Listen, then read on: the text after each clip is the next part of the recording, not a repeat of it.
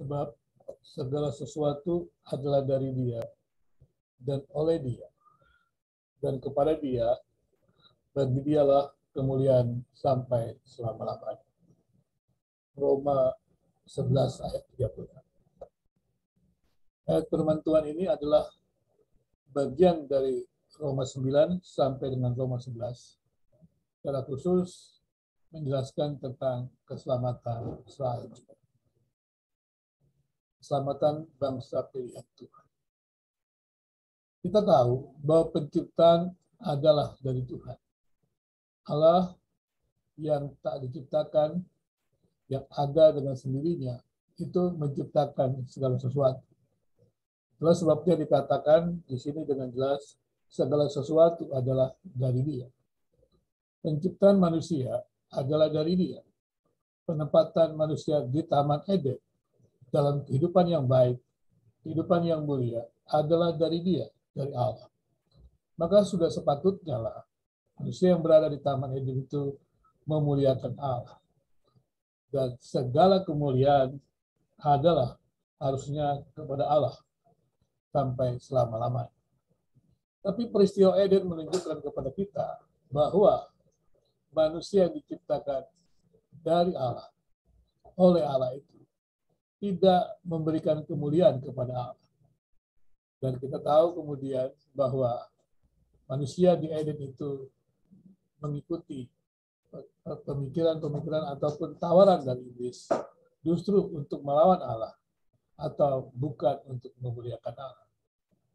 Tapi Allah yang Maha Kasih itu kemudian mengeluarkan manusia dari Eden. Dan itu dengan jelas menandakan kepada kita bahwa Allah mengasihi manusia dan tidak membiarkan manusia untuk hidup di dalam dosa, di dalam kekekalan. Dan manusia dikeluarkan dari Eden.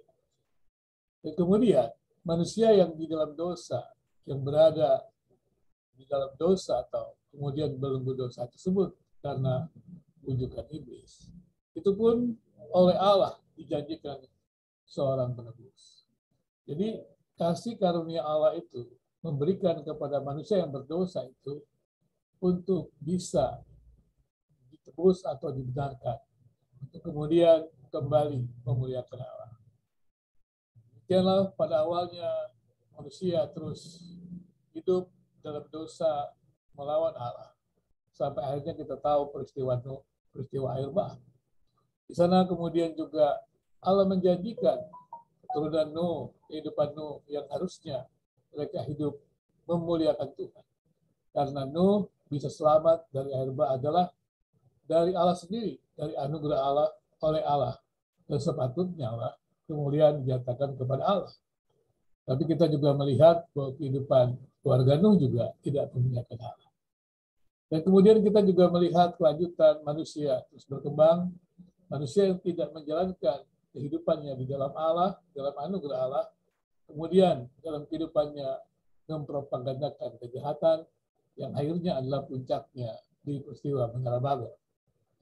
Allah oleh anugerahnya membuat manusia di Babel itu tercerai-berai supaya manusia tidak terus dalam arti kata mempromosikan kejahatan.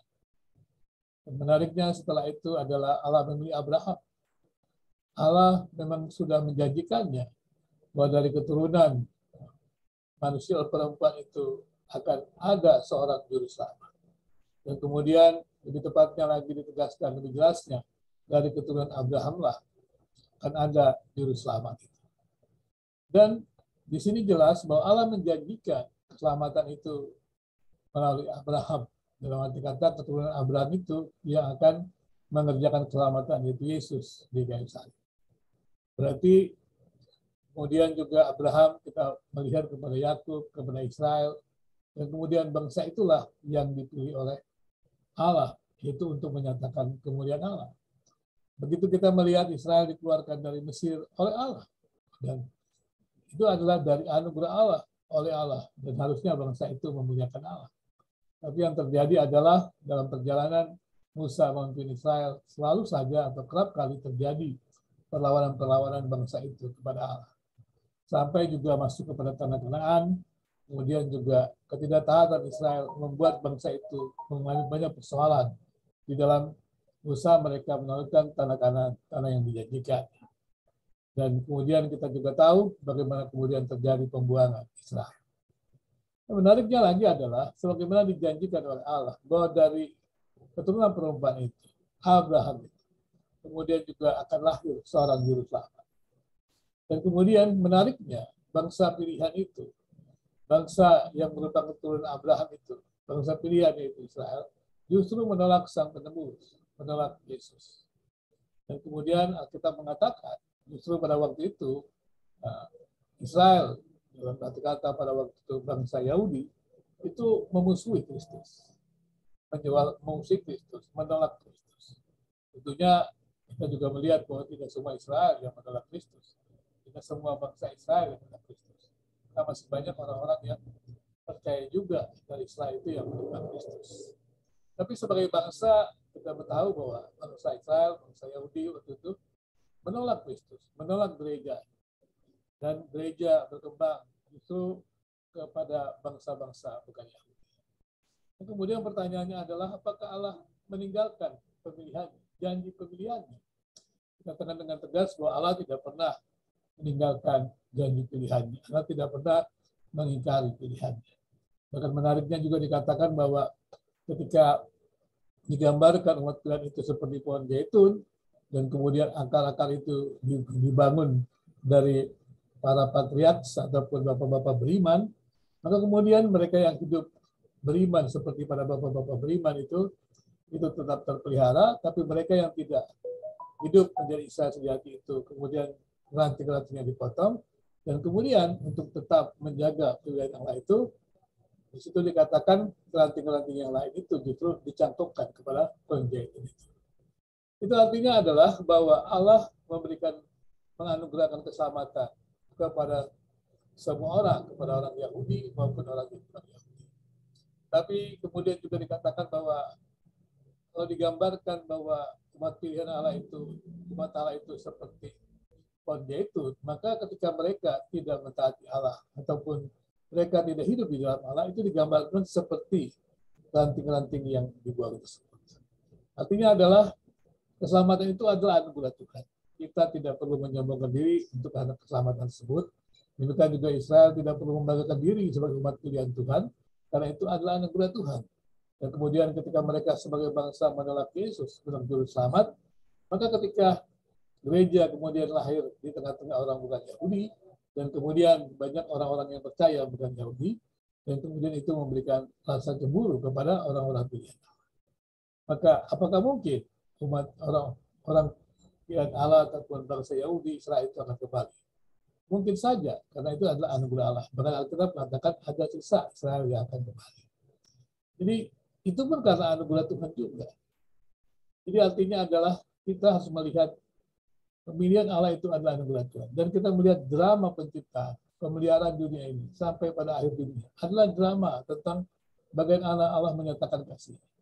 Allah memberikan kasihnya kepada semua manusia, kepada ciptaan. Dari mulai penciptaan, dari pemeliharaan manusia yang jatuh dalam dosa, pemulihan manusia, menggalikan manusia kepada Allah. Itu adalah drama tentang kasih Allah kepada manusia.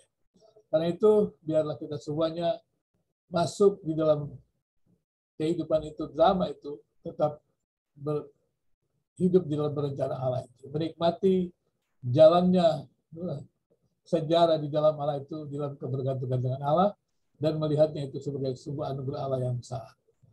Kita bersyukur bahwa Allah yang menciptakan kita, Allah pencipta, segalanya itu adalah makasih. Maka ketika Allah menciptakan segala sesuatu untuk menyatakan kasih-Nya, drama kasih Allah itu harusnya kita terima, kita sambut, supaya kita menjadi bagian dari karya Allah yang mendemonstrasikan kasih-Nya kepada seluruh ciptaannya. Kiranya segala kemuliaan hanyalah bagi Allah. Sekali lagi, segala satu adalah dari Dia, dan oleh Dia, dan kepada Dia. Bagi Dialah kemuliaan sampai selama-lamanya.